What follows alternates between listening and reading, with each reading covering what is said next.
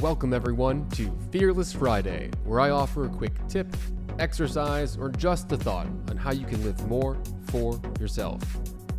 My name is Dr. Benjamin Ritter, leadership and career coach at Live For Yourself Consulting, where we coach and guide individuals to create a career they can love. Remember, today is your day, and how can you make it fearless? Everyone, and welcome to Fearless Fridays.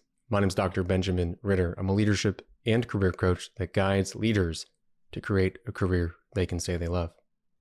So if you're stuck in a position that doesn't really feel right to you, if you know you can do more in your career, if you're a leader, you don't really believe in yourself, or if you're like many people right now and recently you're facing a layoff and aren't really sure how to navigate the job market, send me a message. I have a solution. So today I want to talk about fear, like actual fear, right? We're talking about fearlessness, and I don't think I've talked about fear specifically in a long time, but I'm seeing fear everywhere. Fear of not being able to get a job, fear of what's going to happen in the economy, fear around home values, fear around commercial real estate, fear around politics. Fear is a very real emotion. It's the whole purpose of Fearless Fridays to help you become fearless.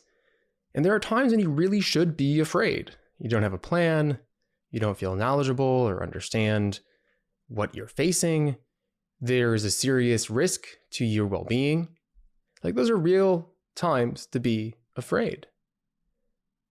But if we know that we are capable of solving a situation, and I actually would say the number 2 that I just said about not knowing about a situation that you're facing, that's actually not really a time you should be afraid either, if you can create a plan to learn about what you're facing.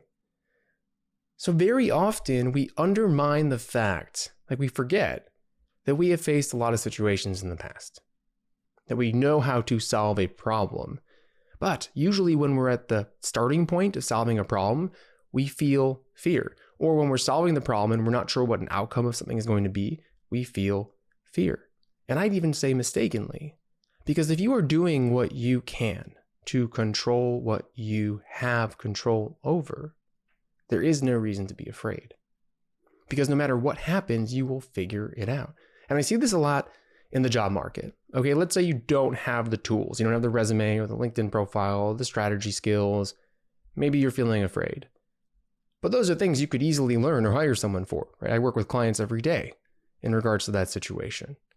Now, if you're looking for a job and you have a plan to say, okay, I know that very lucky people with a really good toolkit, that know how to navigate the job market, can get a job in a month. But that generally people get a job in 3 to 6 months. And generally you hear back from 2 to 5% of the applications that you send out for a first interview, and then the rates decrease in terms of getting the next interview.